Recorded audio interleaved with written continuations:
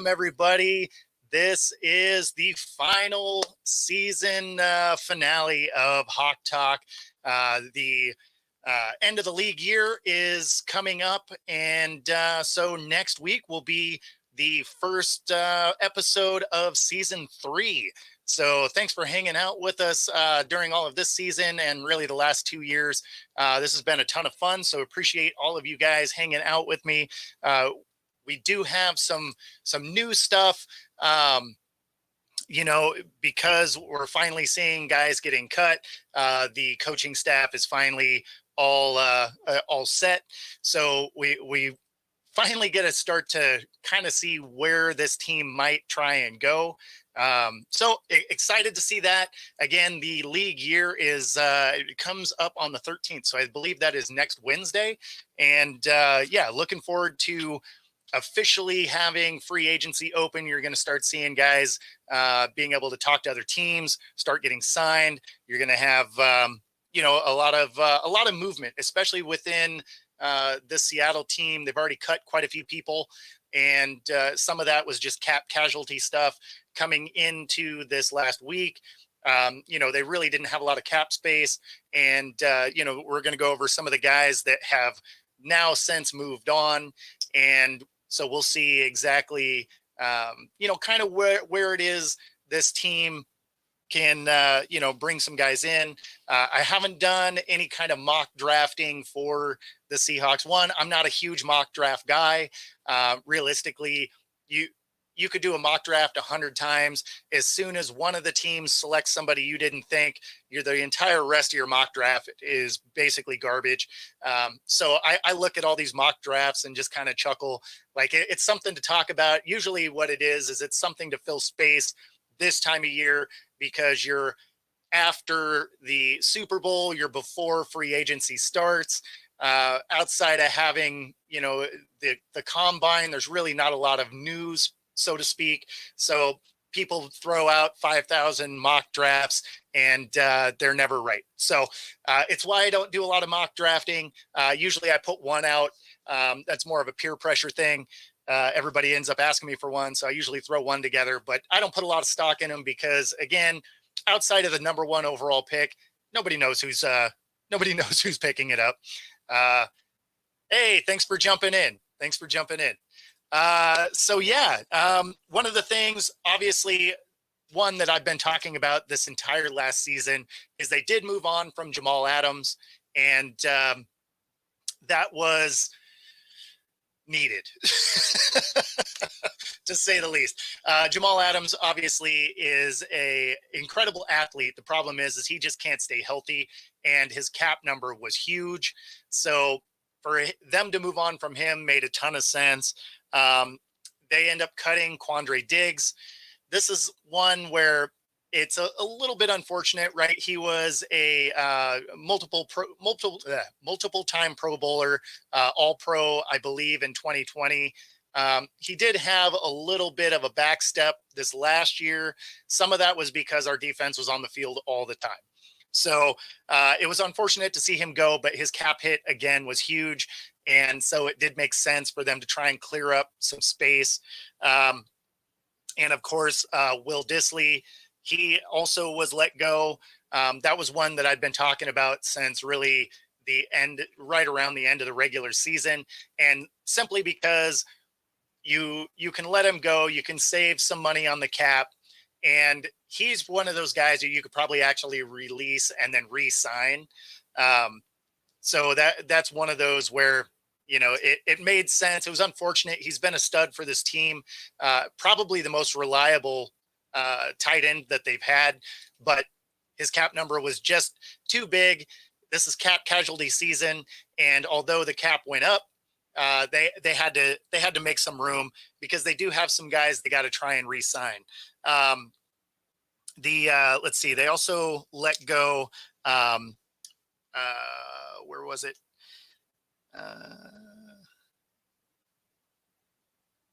Where was it?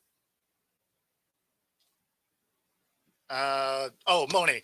And that's another one where I knew they were going to let him go. He had a cap number that releasing him, they get to save most of his cap hit.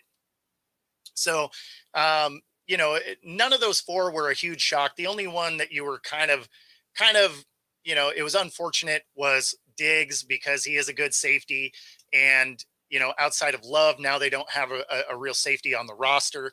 Now, do they try and bring Diggs back? Maybe. There are quite a few safeties that were released. So I would imagine that that's going to drive the price down a little bit. Plus, there is some good secondary help in this draft. So unfortunate for Diggs because I think he might end up losing some money to get on a roster this year. Tons of talent. Maybe he can make it back.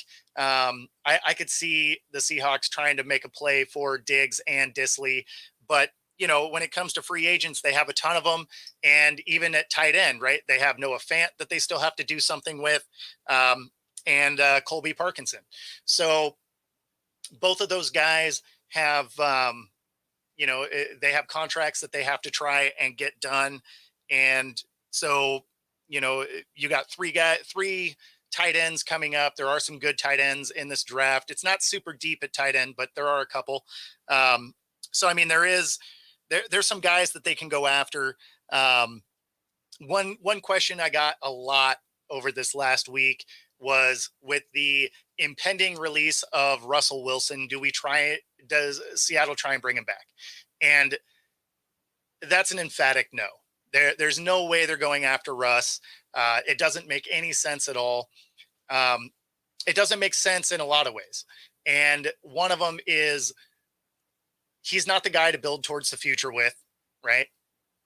There's also the element that he left in a way that people didn't love, right?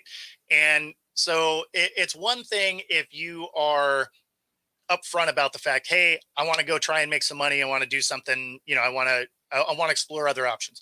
Most people can accept that for what it is. You still end up with some people that would be mad, but you can generally get people to accept that, right? But instead, he did more of the I want to be here forever.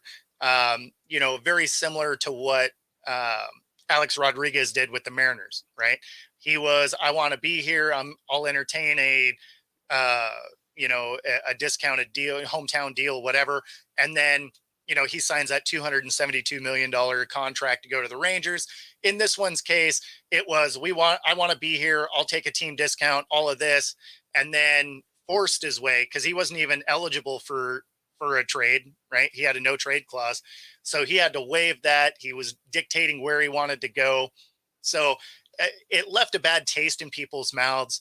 And whether it's right or wrong or whatever, it's just how it went down. And so I don't see a possible way forward for them to bring him back. I understand it's a new coaching staff and all of that, but it's the fan base that I don't believe would be on board with bringing Russ back. So, I mean, if you disagree with me, be sure to, jump in the comments here, but yeah, I mean, for the most part, the feeling towards Russ in the Seattle area, while he's still playing, isn't great. I would imagine after he retires and it comes time to put him in the Ring of Honor, people will welcome him back. But the way that he forced his way out, there was a lot of people that actually kind of took some enjoyment in him, failing in Denver after the way that he left. So I guess that was a long way to answer. I really don't believe that Russell Wilson comes back. We're not even one of the stops. I know he went and talked to the Giants yesterday. He's supposed to talk to the Steelers and the Raiders today. And these are all in-person meetings. If you're a Giants fan, you can't be that excited because you're potentially losing Saquon Barkley. You might make a play at Russ behind a bad offensive line, and we've seen what he does behind a bad offensive line. So I don't think he would really give you much more than what Daniel Jones was. Not that I think Daniel Jones is great or anything, but Russ isn't as elusive as he once was. And if you put a bad offensive line in front of him, I don't see that working out very well. Now, the Steelers actually make a ton of sense for him. If you were going to look at Russ landing in one of these spots, the Steelers don't have a quarterback, right? They got Mason Rudolph, they got Kenny Pickett, and they actually got rid of Trubisky. Trubisky is now over as the backup with the Bills. So they need a quarterback. So I could see Russ being an upgrade for Pickett and Mason Rudolph. And that defense was good enough to win a lot of games on its own. So if you had competent gameplay, Russ makes sense there. And for the Raiders, it would be kind of fun if he goes because he'd still be in the same division with the Broncos. And so I could see him really getting up for those Broncos games to try and prove a point. And the Raiders also had a pretty solid defense. And if you had a little bit better quarterback play than what O'Connell had, they could have won some games as well. And, this is a division that is winnable. KC really has kind of fallen off. The Chargers are a question mark going into this next year. You have the Broncos that are selling everything, especially if they do ultimately release Russ now instead of post June 1st. So if they do it pre June 1, they take 85 mil as a cap hit this season, right? If they wait until after, it's split over 2 seasons. So it's a little more palatable. But you have to deal with it next season. If they do ultimately at the beginning of the new league year on the 13th, if they release him, then they're going to eat all 85 million of that cap. And, that team will absolutely be hogtied. They'll have to get rid of guys just because the cap hit will be too big to keep some of these people.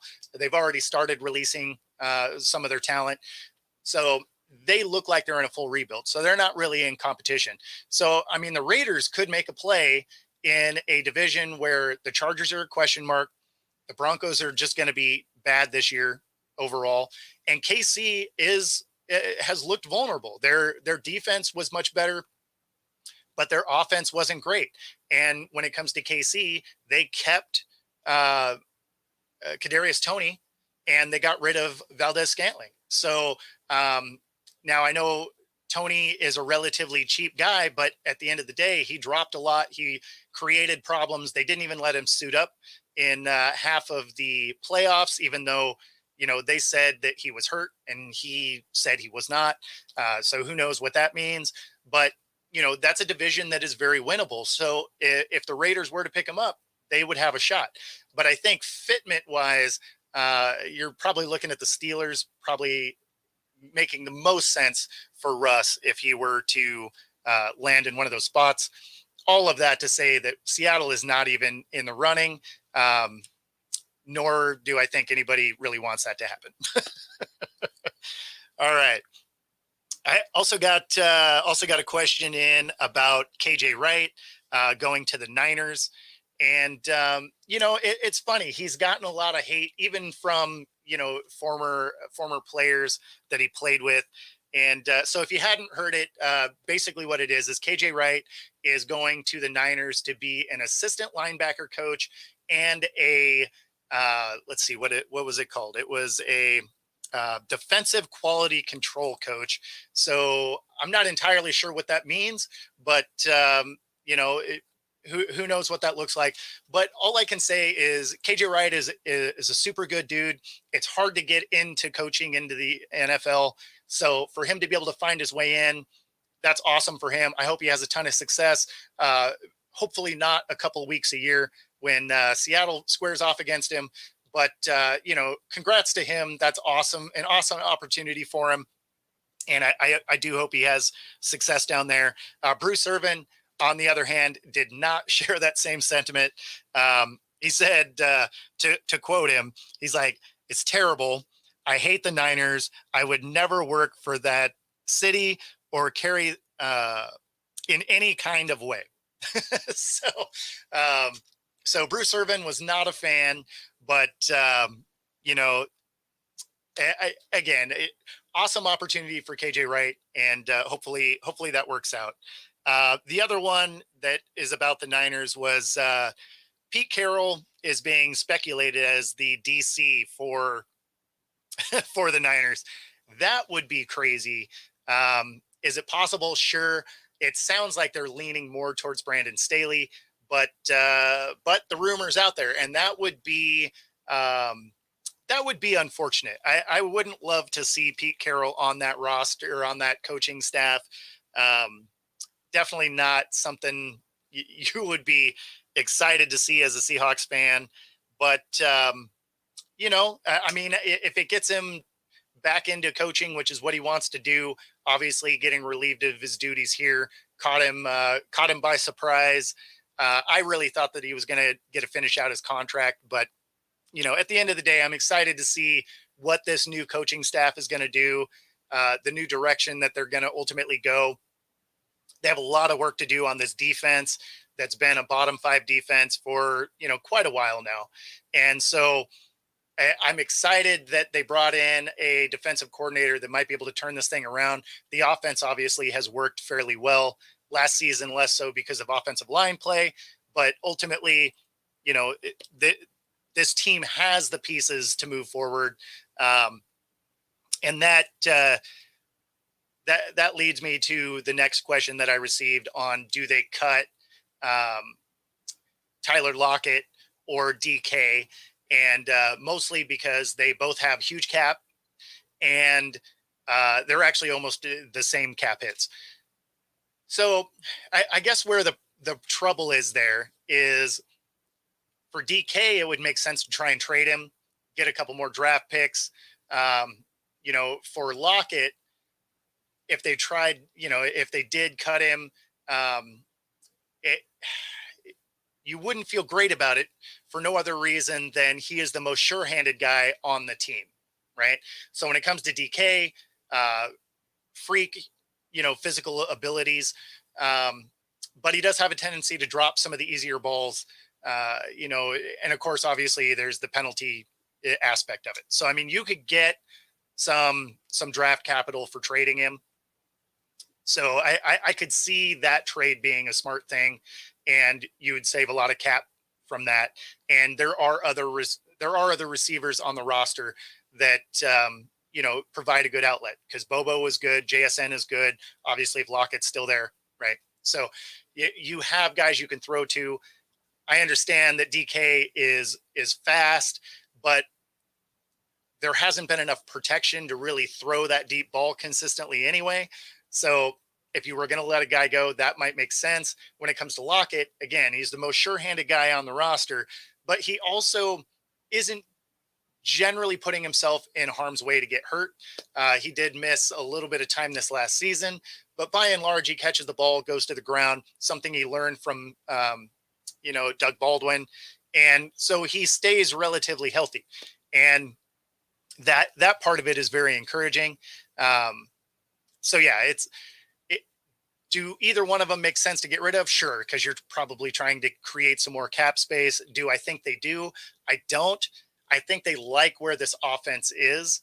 I think they might do something to bolster that offensive line.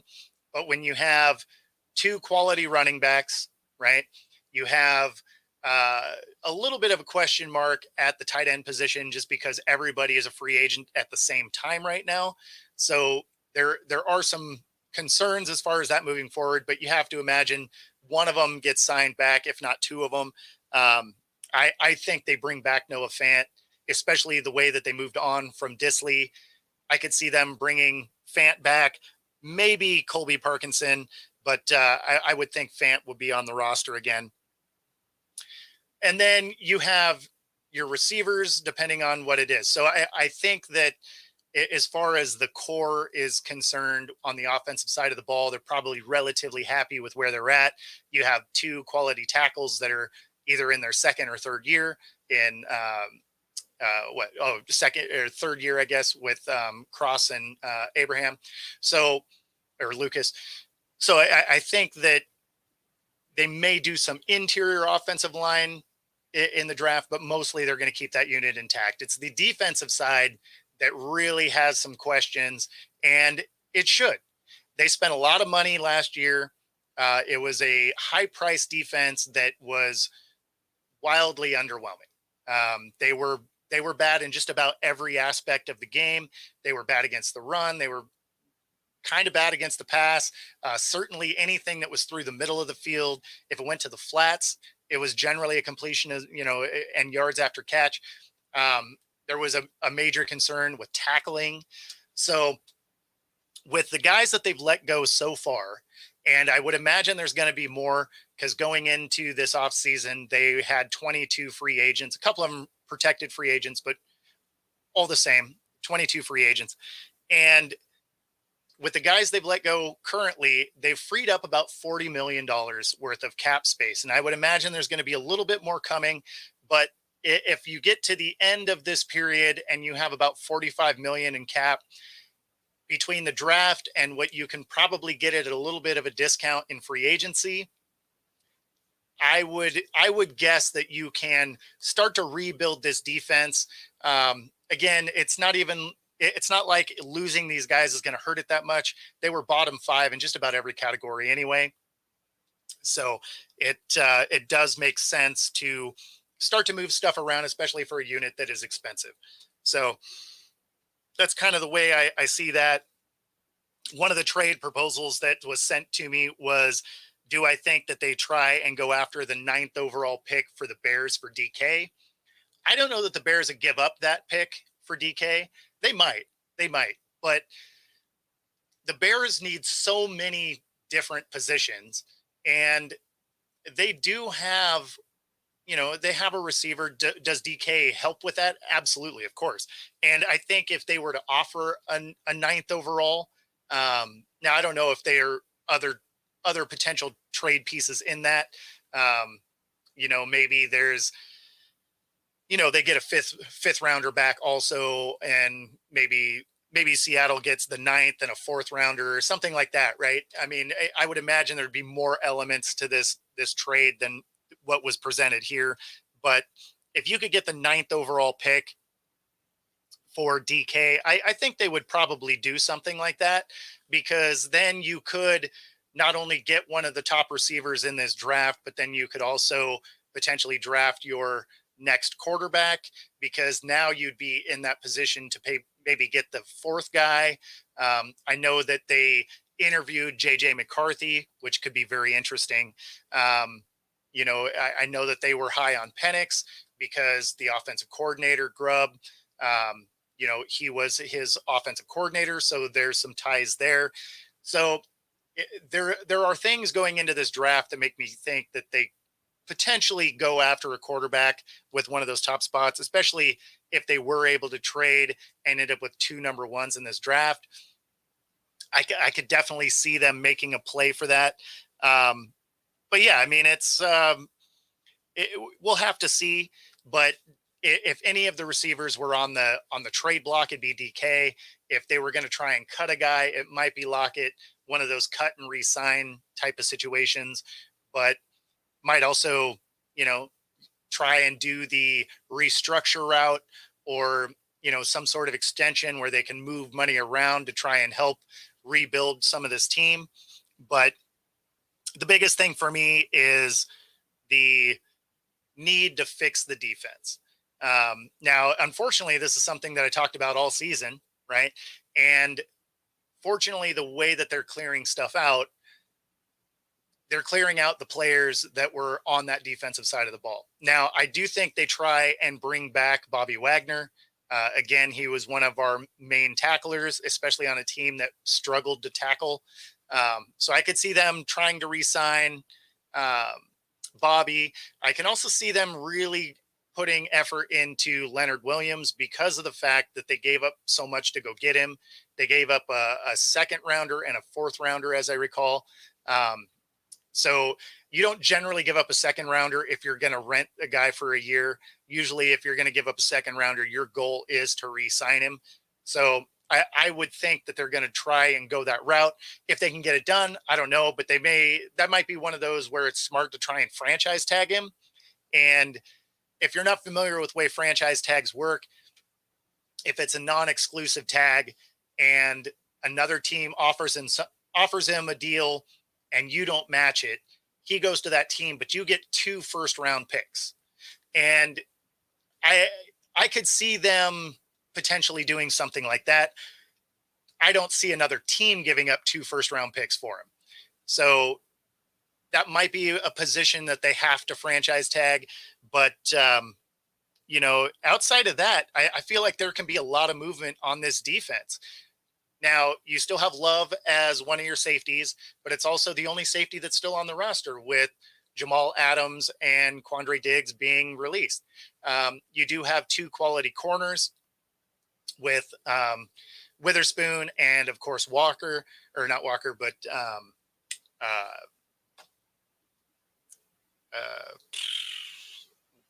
I don't know why I'm mind blanking.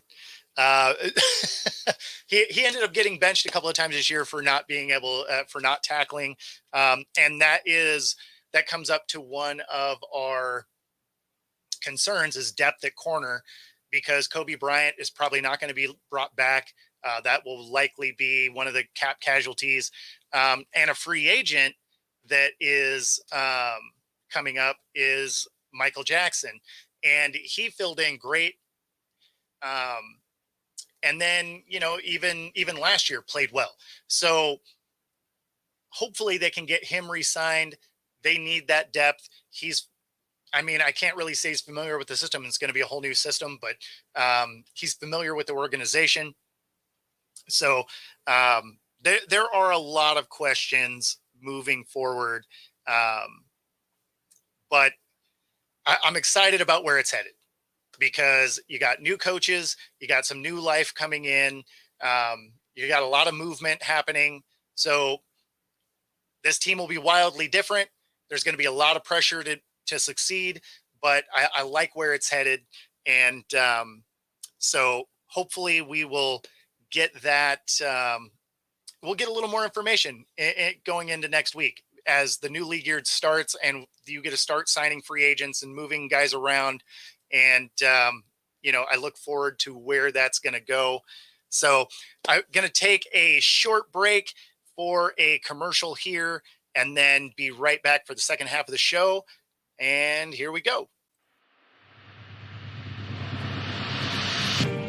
This is Reggie Jones, owner and founder of Air Sports Academy.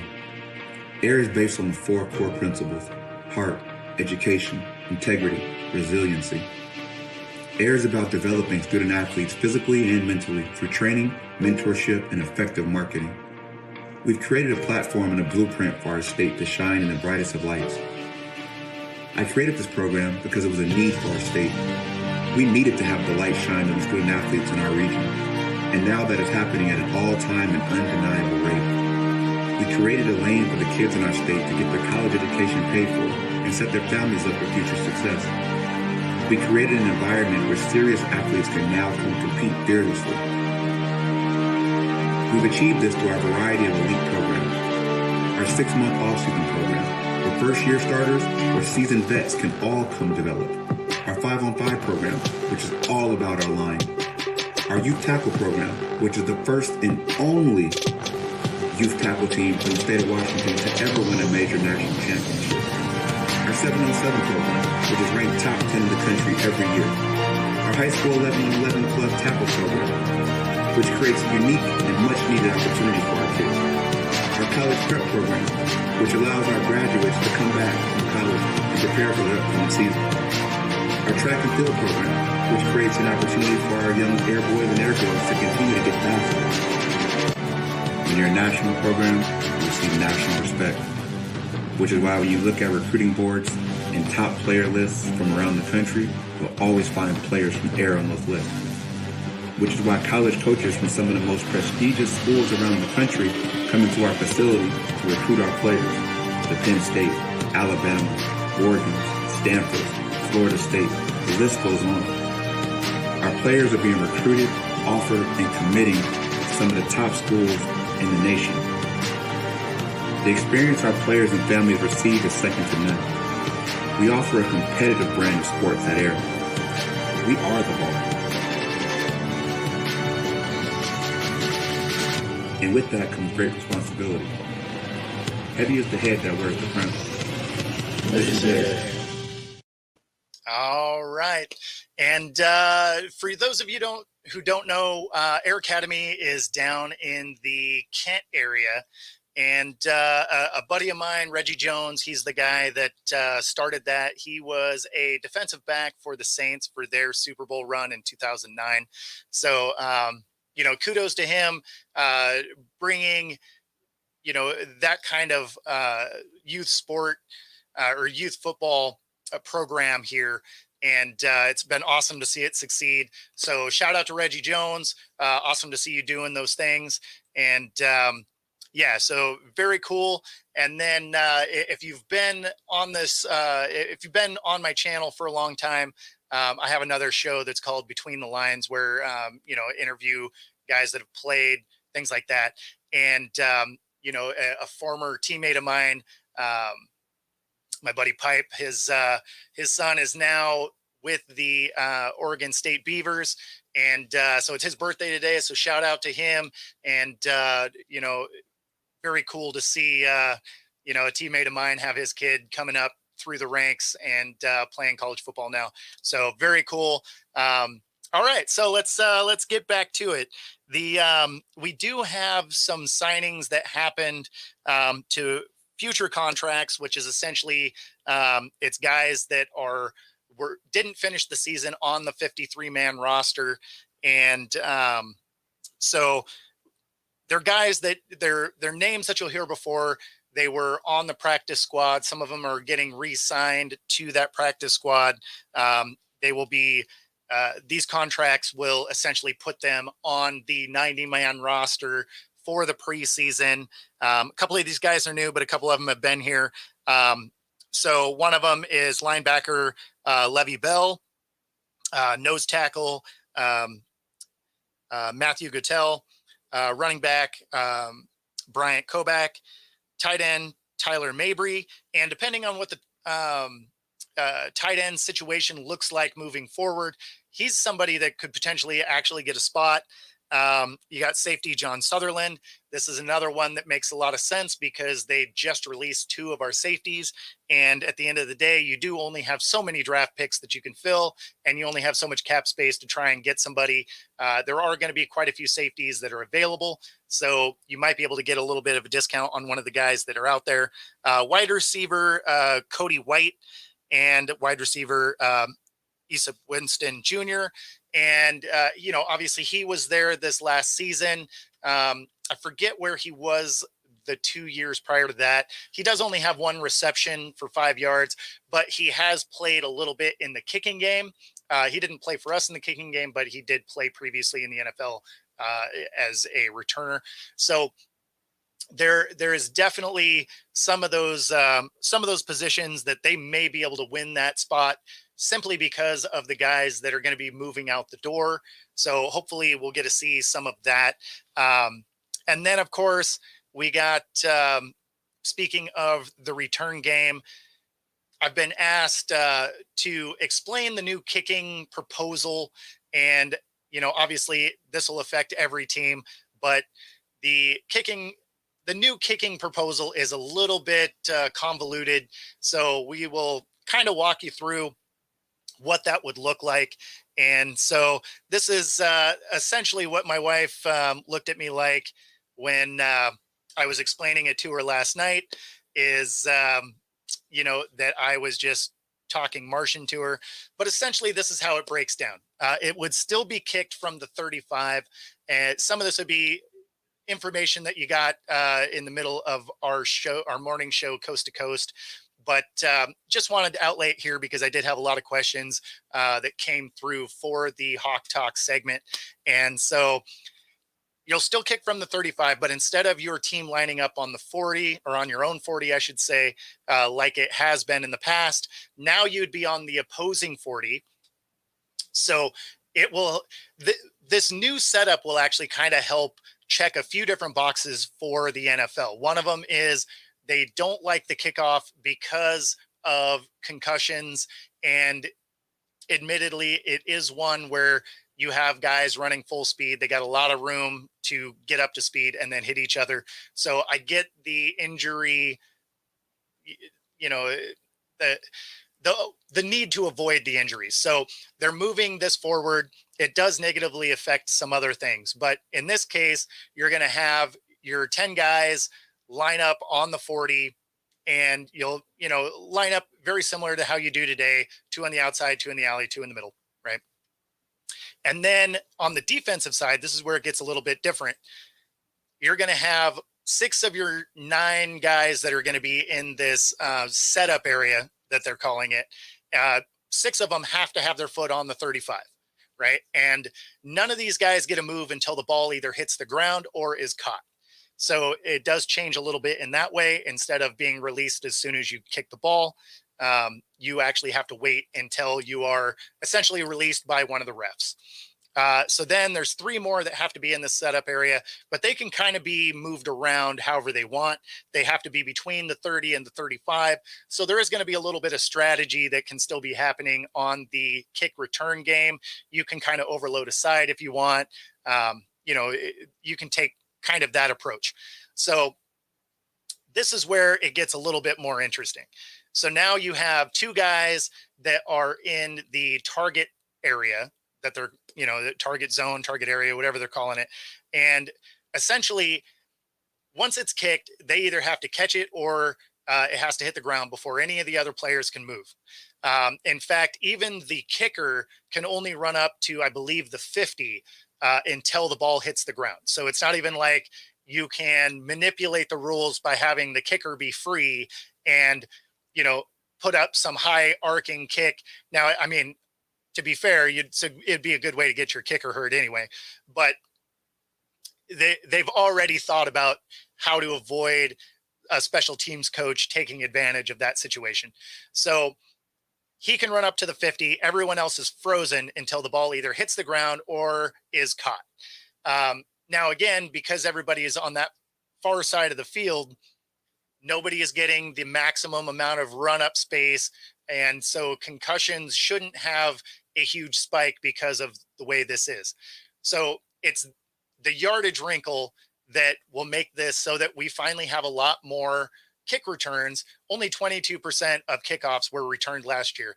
So this next spot, this next part is where we'll see an influx of actual returns. So if you kick it out of bounds, just like it is today, the ball comes out to the 40. If you kick the ball and it lands in front of the target zone, it will still come out to the 40, right? So you definitely don't want to do that. If you just unload on this ball, you kick it out the back of the end zone, that comes out to the 35 now.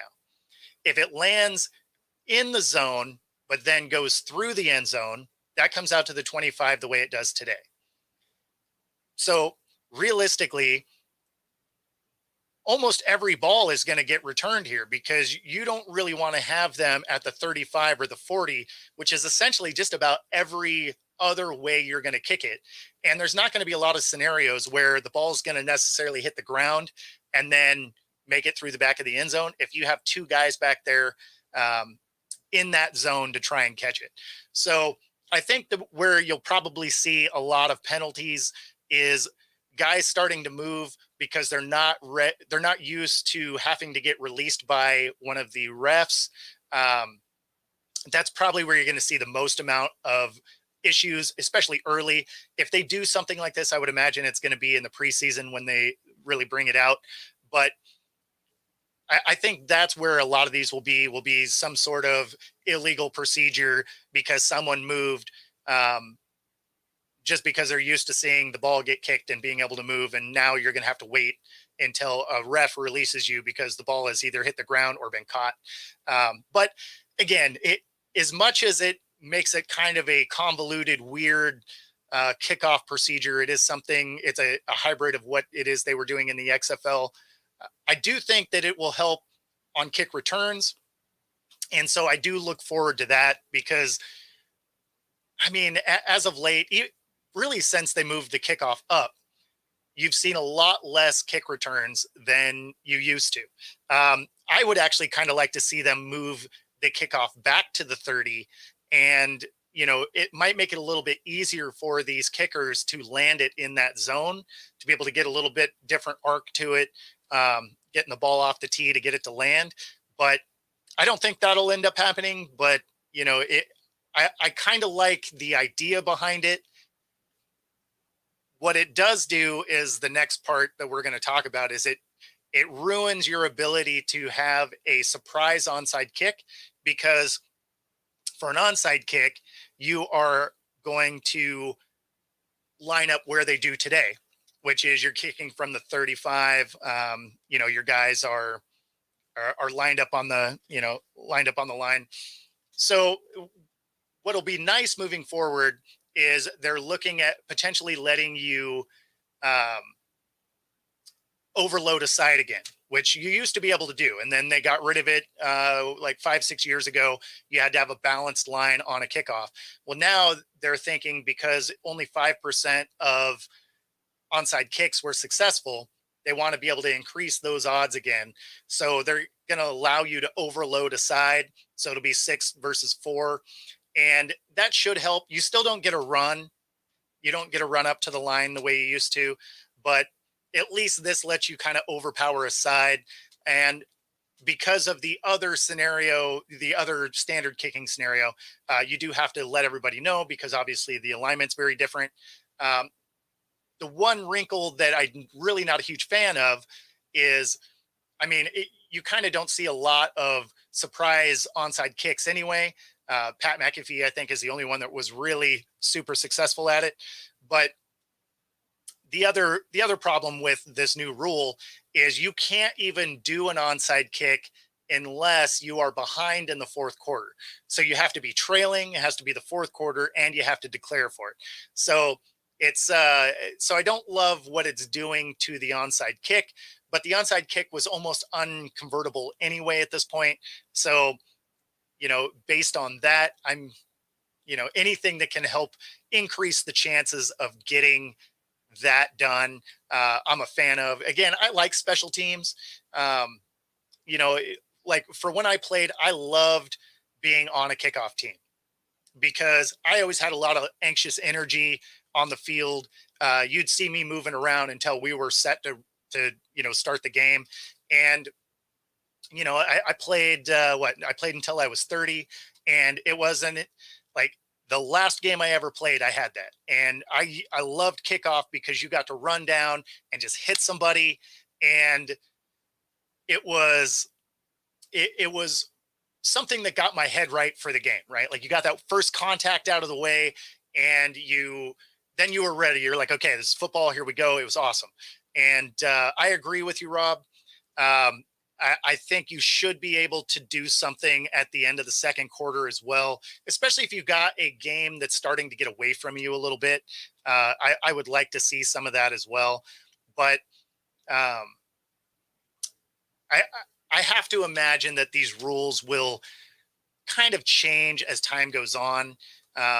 It may just be that initially, but I think over time they'll kind of fine tune where it goes. But I agree with you. At the end of the second quarter would be smart. Um, I actually don't like that you have to be behind. Just let them do it however you want to do it in the fourth quarter, right? Like if you're going to limit it to a quarter, why do you have to be behind? Right? Like if you want to take a stab at converting a onside kick and you have the lead, but you want to drive that nail home, I'm not mad at that, right? Like I would like to see something like that happen. So again, there's some tweaks that probably have to happen to this rule. Very seldom does a rule come out and it's awesome from the jump. So they may implement these two different style kickoffs, but when it comes to how it evolves over time, I would imagine there will be tweaks as you go. But that's kind of more or less how this kicking game goes down. It really, the biggest thing is this landing target zone. That's going to be the thing to really watch. Obviously the first few games, people jumping off sides, stuff like that, that'll certainly be a thing, but it's going to be the kickers getting these balls to land in this target zone. Because if you're the kicker, you're going to be playing with fire all the time, right? Like you're going to want this thing to kind of drop into this 10-yard line. But if you have a windy day or anything like that, or you get it off the tee just wrong, all of a sudden that ball's coming out to the 35 or the 40. And if you are up by a point or two, right, that changes the game a lot, because if a team only has to come up with 2 first downs to be able to get in field goal range to win a game or tie it up. That is wildly different than you have the ball, back at the 20, 25, if it's up at the 35 or 40. So that's a first down or two that you don't have to pick up. And the way the rules are, most of these teams aren't huge on 3 and outs, right? Like they can usually get a first down or two before they get bogged down. So if you are kind of in that, if you're already at the 40 and you get 2 first downs, or if you just happen to have Tucker, you need 15 yards, and all of a sudden, you're in field goal range. Like you have the ability for the go ahead field goal, or, potentially tie it up or whatever. So, the other question I got about this is how it would work in overtime. And I would imagine that I imagine that probably doesn't come into play, right? You could, I guess, if you were to, no, I don't think they would let you. I don't think they'd let you do an onside kick because both teams get the opportunity to possess. So I don't know. I don't know how they would approach that. I would think that you would just get the fourth quarter rules, so it'd probably be technically available. But if you punched it in for a touchdown and you wanted to try and do an onside kick, I don't know if they'd let you do it. It seems like they would be able to, because if you fail at it, they have really favorable, field position. But you may also, maybe they're also doing it for, as far as being in the fourth quarter, because you may just do a lot of onside kicks when you look at it as, if you mess up in any way, it's to the 35 or the 40. And if you do an onside kick from where it currently is, it's only a difference of another 10 yards. So, that could be some of it as well. Do I think it'll increase or decrease the value of a kicker? That's a good question. I think it would probably not really do a lot to the value of the kicker overall. And the only reason I say that is, you still have to make field goals and stuff. So I think, if you're, I guess it depends on who it is kicking these. I would imagine.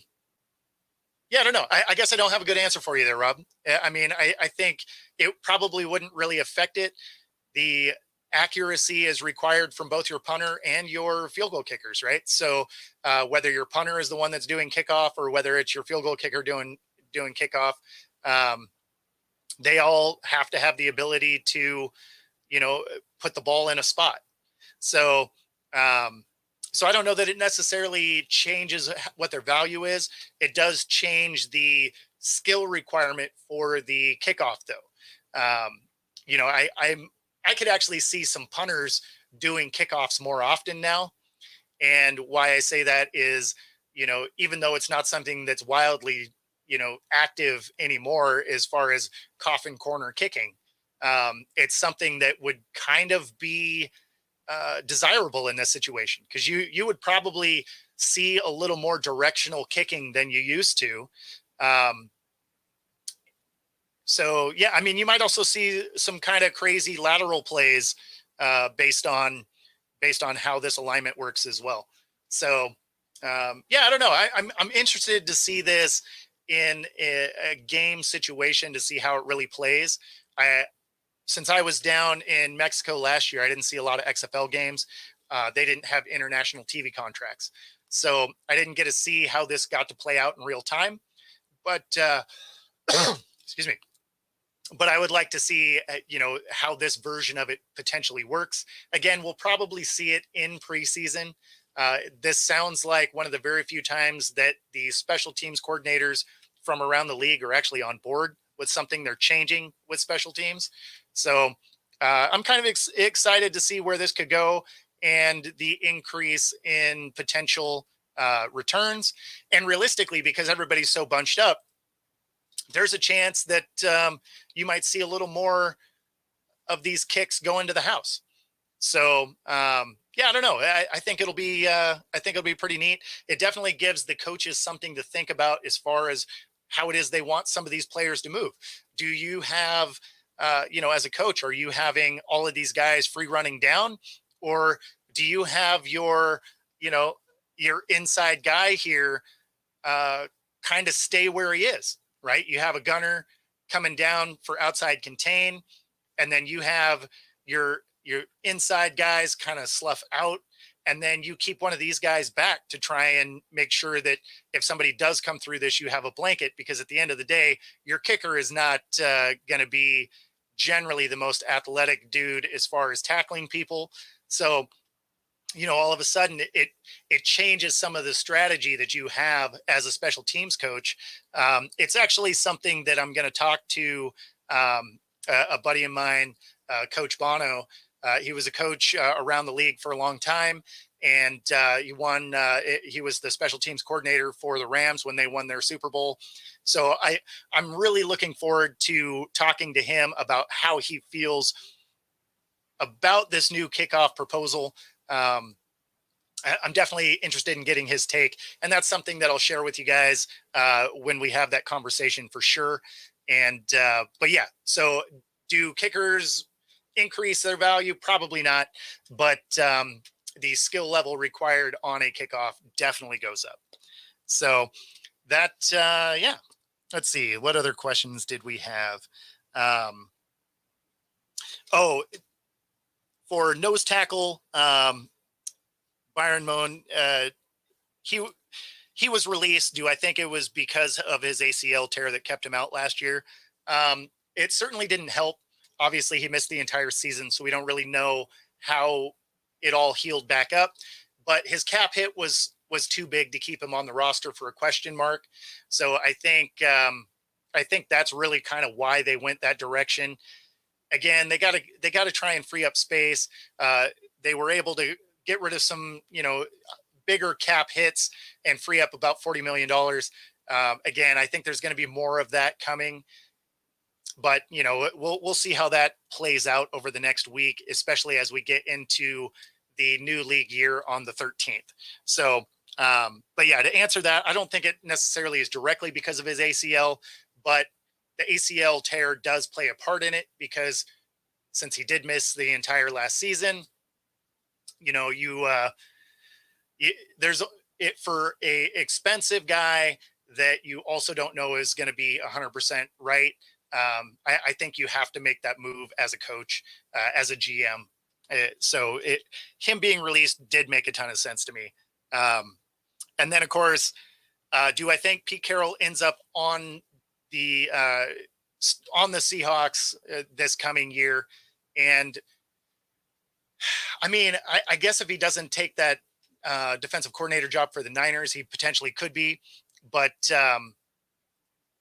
yeah, I don't think he ends up ultimately taking that job. Again, like I said earlier in the show, I think that Brandon Staley actually has a little bit of a inside track on that, and I think some of that just has to do with age alone, right? Because Pete Carroll will be 73 by the time this next season starts, and so I don't. I think that plays a role for sure. So I'm going to go with he probably is still on the Seahawks staff this year. Again, we don't really know what his role will be. It's just an advisory role to John Schneider, but who knows what that means. But I do think he's probably still going to be involved with the Seahawks going into the next season. I just don't see him actually getting that job as the defensive coordinator for the Niners. So yeah, we'll see on that. Let's see. Do I think Lockett will be a cap casualty, or is he locked in now and survived? I don't think anybody's safe yet. It's still a little too early. The league year starts next Wednesday, so we're gonna see what that means. I think there's a real chance that either DK or Lockett have a problem, right? Just again, because they're probably going to be looking to free up some money. Now they can get trade value out of DK. If they release Lockett, they might be able to do a release and re-sign type of thing. Both of them have a large cap hit, so tough to say what they're going to do there. But I don't think anybody has officially survived as of yet. Pete needs to retire and try broadcasting. Got to be better than Peyton was. So, you know, I I think he has a real desire to still coach, right? Like that's just his his need to compete is so just ingrained in him. I think he'll really struggle finally turning that off. So I don't think he retire. I don't think he goes to the broadcast booth as of yet. I could see Bill Belichick doing it before Pete Carroll does. Um, you know, Pete is he's such a energetic guy in the building on the sideline.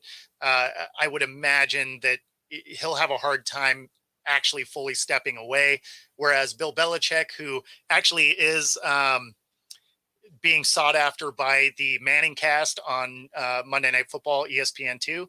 So, but when you've seen Bill Belichick outside of the football, off the field, away from the post game, press conferences, stuff like that, when you actually hear him talking at a round table or an interview or something like that, he's very insightful. He has some of that, dry humor to him. So I think if Belichick does end up on the Manning cast, that could be a lot of fun because he was coaching against Manning all the time. So when they're kind of breaking down a play they're looking at, it would be interesting to hear them kind of going at the different angles of what it is they're seeing, right? Because you have Peyton and Eli that are looking at it from a quarterback's perspective. And then you're going to have Bill Belichick on the screen looking at it as a defensive mind squaring up against him. So I think that could actually be a lot of fun to listen to. I don't think Pete Carroll is there yet. So I think Pete Carroll is really going to seek out coaching somewhere.